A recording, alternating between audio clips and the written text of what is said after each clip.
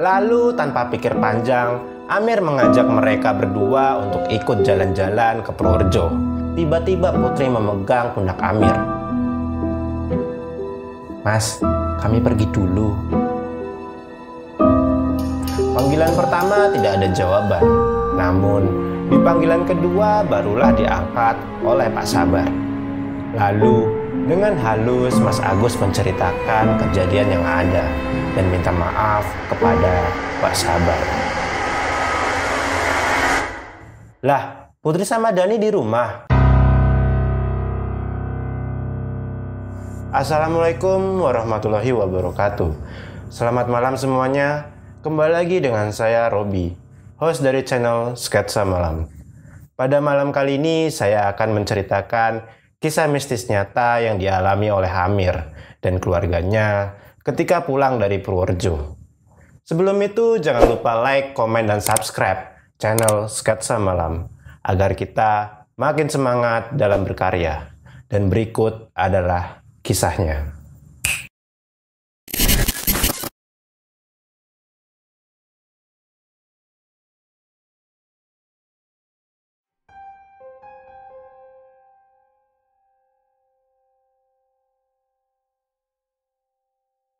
Kisah ini dialami oleh Amir dari Purworejo. Kala itu pukul 5:30 pagi. Seperti biasa, Amir baru bangun dari tidurnya yang tidak cukup nyaman. Karena hampir semalaman Amir mengerjakan skripsinya. Suasana pagi itu masih agak gelap. Sekejap, Amir keluar rumah untuk menghirup udara segar. Melihat sekitar rumah, lalu setelah itu Amir memutuskan untuk masuk lagi ke dalam kamar dan mengambil HP-nya untuk mengecek apakah ada notif atau tidak. Ketika Amir merasa lapar dan hendak makan bubur, Amir pun pergi ke tempat budenya, yang kebetulan budenya juga jualan itu. Tanpa pikir panjang, Amir langsung menuju ke tempat budenya, dan sesampainya di sana, Amir langsung memesan bubur dan langsung memakannya. Ketika Amir sedang makan, tiba-tiba budenya memanggil Amir dan berkata, "Le, nanti bude mau ke Purworejo, ke tempat Mas Lele. Meh ikut ndak?" "Jam berapa bude? Pulangnya malam ndak?" "Berangkat sore, yo pulangnya pasti malam. Piye? Meh ikut ndak?" "Oke bude, aku ikut." Di situ Amir tidak tahu mau ngapain bude pergi ke tempat Mas Lilik. Amir juga tidak terlalu memperdulikan itu. Yang ada di pikirannya kala itu, yang terpenting adalah Amir bisa jalan-jalan untuk menghilangkan stres akibat mengerjakan skripsinya itu. Singkat cerita, jam menunjukkan pukul jam 3:30.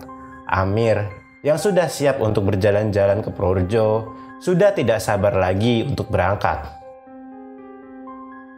Di depan rumah bude ada 2 rumah berjejer dan berdekatan.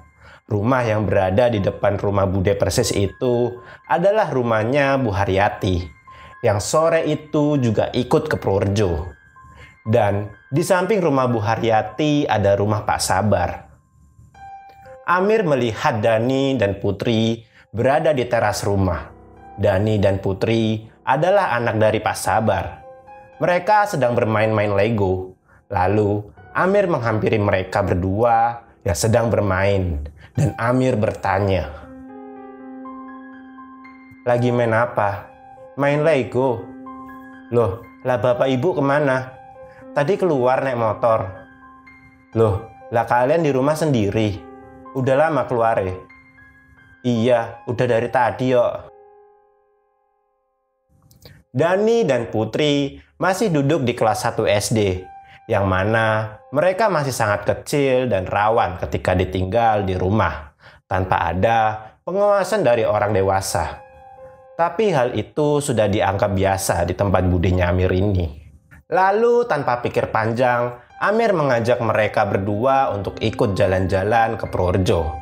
Biar ada yang jagain mereka dan nanti tinggal bilang ke Pak Sabar kalau Putri dan Dani Amir ajak jalan-jalan. Memang Amir sudah saling mengenal mereka berdua, karena sewaktu belum sekolah di SD, Amir cukup sering main ke tempat budenya dan sering bertemu dengan Putri dan Dani. Tak lama kemudian Mas Agus, anak dari Bude Mul, datang dengan mobilnya dan mereka langsung menuju ke mobil itu. Loh, Putri sama Dani mau ikut? Dan keduanya hanya mengangguk, menandakan jawaban iya. Tanpa banyak kata, mereka berenam, Amir, Bude Mul, Mas Agus, Bu Haryati, Putri dan Dani, langsung berangkat menuju Purworejo. Di perjalanan mereka berdua hanya diam dan melihat ke arah luar jendela mobil. Tidak seperti biasanya, mereka yang biasanya ceria waktu itu hanya terdiam. Kadang berdiri di bangku sambil melihat ke arah luar jendela mobil. Saat masih setengah perjalanan menuju ke Purworejo, mereka berdua kembali duduk dan menatap kaca luar mobil. Putri sama Dani pusing. Mereka hanya menggelengkan kepala, tidak menjawab dengan satu kata pun. Lalu Amir menyodorkan jajanan kepada mereka, dan mereka pun menolak dengan tanda menggelengkan kepala mereka. Kalau Putri sama Dani pusing, bilang ya. Yang Amir cemaskan, mereka mabok di perjalanan dan muntah. Di sepanjang perjalanan, mereka tidak bicara satu kata pun, hanya duduk manis dan kadang berdiri melihat ke arah luar jendela mobil yang berada di sampingnya. Tidak seperti biasanya mereka seperti itu. Perjalanan menuju Purworejo terpantau masih lancar, sampai tiba di sebuah daerah yang mana harus melewati kebun yang cukup panjang seperti hutan. Banyak pohon pinus dan sengon ketika melewati daerah itu. Dan sudah bukan jalan raya besar lagi, melainkan jalan kampung yang hanya bisa dilewati oleh 2 jalur. Pencahayaan jalan cukup minim kala itu, lampu redup dan jarak tiang pun cukup jauh. Hanya lampu mobil yang cukup terang untuk menerangi jalanan di depan. Perjalanan menuju rumah Mas Lilik cukup panjang. Dan di saat melewati hutan, itu pun tidak bisa secepat sewaktu di jalan raya. Karena Mas Agus pun baru beberapa kali lewat jalan itu. Hanya 1-2 motor yang lewat pada saat itu. Waktu pun masih menunjukkan sekitar pukul 6 sore. Di saat melewati hutan, ada sesuatu yang membuat Amir tercengang dan kaget. Sewaktu melewati jalan itu, sesekali Amir melihat Putri dan Dani tersenyum seperti mau tertawa, dan mereka melihat keluar kaca mobil. Sewaktu mereka tersenyum, seperti ada yang sedang menghibur mereka. Tapi posisi mereka saat itu sedang melewati jalanan yang kanan kirinya berupa hutan. Tidak ada pemukiman warga, dan mereka tersenyum seperti mau tertawa. Ketika Amir melihat mereka tersenyum ke arah luar kaca mobil, sejenak Amir berpikir, apaan sih mereka ini? Kok malah bercandaan? Jelas-jelas nggak ada hal yang lucu dengan hutan gelap ini. Tidak sekali 2 kali mereka tersenyum-senyum sambil melihat keluar kaca. Tapi Amir hanya diam dan melihat jalanan depan yang cukup gelap sejauh mata memandang. Sampailah di pertigaan jalan, entah apa namanya. Amir pun tidak tahu nama jalan itu. Tapi di pertigaan jalan itu ada seperti pos ronda dan orang-orang yang sedang nongkrong, main kartu, nonton TV, dan yang lainnya. Ketika akan melewati pos ronda itu, Mas Agus membuka kaca mobil dan melewati pos ronda itu perlahan-lahan. Tujuan Mas Agus untuk menyapa orang-orang di situ agar sopan kalau datang ke tempat orang. Belum sampai penuh membuka kaca mobil bagian sopir, ada salah satu bapak-bapak yang memakai sarung di pos ronda itu dan bertanya kepada Mas Agus. Aman Mas? Ya Pak, aman. Daerah langkung Pak. Nggih Mas, monggo-monggo. Setelah menutup kaca jendela mobil bagian supir, Mas Agus melanjutkan perjalanan dengan pelan-pelan. Di pertigaan itu, mereka belok ke kiri. Dan setelah meneruskan perjalanan melewati jalanan hutan itu, mereka pun sudah kembali ke jalan yang normal. Yang dimana jalan itu cukup ramai. Di situ juga sudah ada penjual-penjual di pinggir jalan. Dalam hati Amir berkata, "Alhamdulillah sudah lewat dari hutan." Selang beberapa menit sampailah di sebuah gang, yang mana itu adalah gang menuju rumah Mas Lilik. Dan tidak perlu waktu lama, sampailah di rumah Mas Lilik yang hanya berselang beberapa rumah dari gang itu. Sesampainya di rumah Mas Lilik, Bu Demul dan Bu Haryati segera masuk ke dalam rumah dan segera melaksanakan sholat maghrib. Mas Lilik adalah anak pertama dari Bu Demul dan Mas Agus adalah adik dari Mas Lilik. Sejenak mereka bertiga, Amir, Mas Lilik, dan Mas Agus masih berada di luar berbincang-bincang tentang perjalanan menuju ke rumahnya. Di saat Putri dan Dani sedang bermain batu di halaman rumah Mas Lilik, tak lama kemudian ada teriakan dari dalam rumah. "Le, adik-adiknya suruh masuk. Sholat dulu cepat. Udah mepet ini loh waktunya." "Nggih, Bu." Lalu mereka bertiga masuk dan Amir pun mengajak Putri dan Dani untuk ikut masuk. Tapi mereka berdua tidak mau masuk ke dalam rumah. Mas Lilik dan Mas Agus masuk ke dalam rumah terlebih dahulu.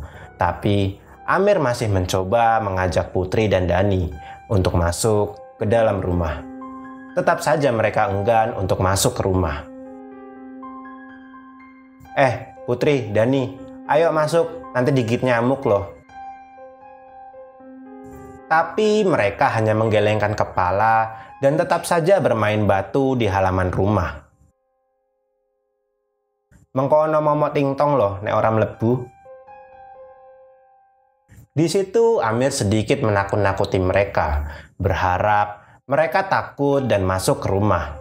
Tapi malah kebalikannya. Mereka malah langsung jingkrak-jingkrak, kegirangan seperti tidak takut apapun. Dan tetap saja, di situ Amir tidak digubris oleh mereka yang sebegitunya asik main berdua. "Ya udah, Mas masuk dulu ya. Nanti kalau mau ambil minum apa jajanan, masuk aja ke dalam." Di situ perkataan Amir masih tidak digubris oleh mereka berdua. Dan Amir pun langsung masuk ke dalam rumah dan menunaikan ibadah sholat maghrib. Setelah melaksanakan sholat maghrib, Amir pun menuju ruang tamu dan duduk di sana bersama Mas Agus. Sedangkan yang lainnya di ruangan tengah. Ketika Amir duduk dan memainkan HP-nya, sejenak Amir terbesit memikirkan Putri dan Dani sewaktu di mobil tadi. Kenapa mereka senyum-senyum ketika melihat ke arah luar kaca mobil saat berada di hutan? Ketika itu, Amir agak bingung dan sedikit kepikiran. Apa mereka melihat makhluk tak kasat mata? Tapi kenapa mereka sampai senyum-senyum sendiri? Oh, mungkin mereka masih kecil, masih sensitif. Wajar saja bisa melihat makhluk yang seperti itu. Waktu pun terus berjalan. Jam sudah menunjukkan pukul 8 malam. Sudah cukup lama Amir duduk di situ sambil menonton YouTube. Tapi Putri dan Dani masih bermain di luar. Dan sekarang malah sambil cekikikan. Suasana pun sudah mulai dingin dan tak lama terdengar suara. "Mir, ayo balik, wis mengi. Mengko mundak malah kewengen loh." Tanpa pikir panjang, mereka pun berpamitan dengan Mas Lilik dan bergegas untuk pulang. Semuanya sudah naik mobil, termasuk Putri dan Dani. Mereka terlihat senang sekali bisa bermain berdua di halaman rumah Mas Lilik. Tapi tetap saja mereka masih membisu seperti sejak awal. Tidak sepatah kata pun mereka ucapkan. Ketika sedang dalam perjalanan pulang, Bu Demul bertanya kepada Amir, "Le, kamu mau bakso ndak?" "Ya mau Bude kalau dibeliin." Kemudian Bu Demul bilang ke Mas Agus untuk mampir sebentar ke warung bakso untuk makan malam. Setelah keluar dari gang rumah Mas Lilik, mereka pun mampir ke warung bakso di pinggir jalan yang bersebelahan dengan Indomaret. Singkat cerita, mereka pun semua turun dan masuk ke warung bakso itu. Putri sama Dani mau bakso. Mereka hanya menjawab dengan menggunakan kepala saja. Tidak seperti biasanya mereka minta yang aneh-aneh. Tapi malam itu hanya anggukan seperti pasrah, mau dibelikan apa saja. Kemudian datanglah pesanan bakso mereka. Lalu, tanpa pikir panjang, Amir pun langsung memakannya. Di saat menuangkan saus dan kecap, tiba-tiba Putri memegang pundak Amir, lalu menurunkannya. Yang maksudnya dia ingin membisikkan sesuatu ke Amir. "Mas, kami pergi dulu." Dengan nada lirih dan sangat pelan, Amir berbalik dan membisikkan ke telinga Putri. "Kemana?" Tanpa membalas dengan kata-kata, Putri menuju ke arah samping luar, yang itu adalah arah Indomaret. Dan Amir membalasnya dengan berbicara, "Jangan lama-lama." Kemudian mereka berlari keluar menuju arah Indomaret yang berada di samping warung bakso itu. Lalu Bude bertanya kepada Amir, itu si Putri sama Dani keluar loh. Mau kemana itu? Udah dimaem belum baksonya?" "Itu cuman di luar. Lihat Indomaret doang kok, Bude. Palingan ya pengen beli es krim." "Ya udah, jangan lama-lama loh. Mereka suruh maem. Terus kalau sudah selesai, nanti kita lanjutkan perjalanan." "Nggih, Bude." Amir pun melanjutkan makan bakso. Dan selang beberapa waktu setelah bakso Amir habis, Amir pun kepikiran dengan Putri dan Dani yang belum beranjak kembali dari Indomaret. Lalu Bude Mul berkata, "Putri sama Dani suruh cepet makan." "Nggih, Bude." Di situ Amir langsung beranjak keluar warung dan menuju ke Indomaret. Sesampainya di depan Indomaret, Amir pun tidak melihat dua anak itu berada di sana. Di situ Amir masih berpikir positif. Paling di dalam Indomaret lagi lihat-lihat es krim. Ngincer es krim dulu biar dibeliin. Singkat cerita, Amir pun langsung masuk ke dalam Indomaret dan melihat ke tempat es krim. Dan ternyata mereka berdua tidak ada. Lalu Amir mencari hingga ke sudut-sudut Indomaret. Dan mereka pun tetap tidak ada. Dari situ Amir mulai panik. Lalu Amir mencari ke toilet Indomaret. Dan ternyata juga tidak ada. Tiba-tiba suasana menjadi tidak karuan di pikiran Amir. Tanpa pikir panjang, Amir pun langsung bertanya ke kasir Indomaret. "Mas, tadi ada dua anak kecil, cewek sama cowok masuk sini nggak?" "Dari tadi nggak ada anak kecil masuk sini, Mas." Masnya tadi lihat ada anak kecil main-main di depan nggak?" "Nggak ada, Mas. Udah jam segini juga nggak ada anak-anak, Mas, dari tadi." "Ya udah, Mas. Makasih ya." Lalu Amir keluar Indomaret untuk memastikan dan mencari di mana kedua anak itu. Sampai dicarinya ke toko-toko sebelah. Namun tidak ada juga. Amir pun panik dan merasa bersalah. Baju Amir sudah agak basah karena keringat ketika berlari-lari mencari kedua anak itu. Amir kembali ke warung bakso dengan keadaan yang pasrah dan capek. Dan Bude Mul bertanya, "Mana si Putri sama Dani? Udah malam juga kok belum dihabisin? Belum-belum udah nyelonong main aja." Amir yang sudah pasrah akan keadaan hanya bisa bilang, "Putri sama Dani hilang, Bude." Hilang? Yang bener kamu itu loh. Kok bisa hilang?" "Lah, tadi bilang mau ke Indomaret. Terus udah tak cari-cari sampai toko sana nggak ada, Bude." "Ya udah, ayo cari lagi." Mereka pun kembali mencari Putri dan Dani di segala sudut tempat itu. Dibantu juga oleh tukang parkir yang ada di situ. Tukang parkir di situ pun tidak tahu menahu soal anak kecil yang bermain di Indomaret. Suasana cemas tidak bisa dilepas kala itu. Lalu, setelah beberapa saat mencari dan tidak membuahkan hasil, mereka pun kembali ke warung bakso tadi untuk membayar dulu. Bude Mul agak sedikit jengkel dengan Amir karena memperbolehkan mereka untuk main keluar. "Kamu ya juga gitu. Kenapa kamu ajak dua anak itu?" "Kasihan Bude, ini Pak Sabar sama Bu Sabar ndak ada di rumah." "Lah, sudah izin Pak Sabar belum?" "Belum Bude, rencananya tadi mau bilang, tapi kelupaan." "Ngawur kowe iki, ngajak-ngajak anak orang tapi nggak bilang orang tuanya. Gendeng kowe. Telepon Pak Sabar sekarang." Di situ Mas Agus langsung mengeluarkan HP-nya dan menghubungi Pak Sabar guna untuk membicarakan masalah ini. Panggilan pertama tidak ada jawaban, namun di panggilan kedua barulah diangkat oleh Pak Sabar. Lalu dengan halus Mas Agus menceritakan kejadian yang ada dan minta maaf kepada Pak Sabar. Sontak Mas Agus bilang, "Lah, Putri sama Dani di rumah?" Di situ Amir, Bude Mul, dan Bu Haryati kaget keheranan mendengar Mas Agus bilang seperti itu. Dan mereka masih menatap Mas Agus yang sedang berbicara dengan Pak Sabar. Raut wajah Mas Agus pun juga kaget mendengar hal itu. Tapi Mas Agus masih menjelaskan bahwa dari tadi sore Putri dan Dani ikut pergi ke Purworejo bersama mereka. Mas Agus masih memberi penjelasan ke Pak Sabar.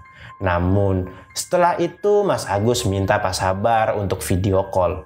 Dan benar saja, di video call itu mereka semua melihat Putri dan Dani sedang menonton TV bersama ibunya di rumah. Dan malah dada-dada sama mereka semua di video call. Sontak mereka pun langsung merinding sebadan. Putri dan Dani pun di video call layaknya mereka pada umumnya yang aktif ngobrol, ceria, malah bertanya kepada mereka lagi di mana. Mereka semua mendadak terdiam, lalu saling melihat satu sama lain. Dan Mas Agus langsung bilang ke Pak Sabar bahwa nanti akan dijelaskan setelah sampai rumah.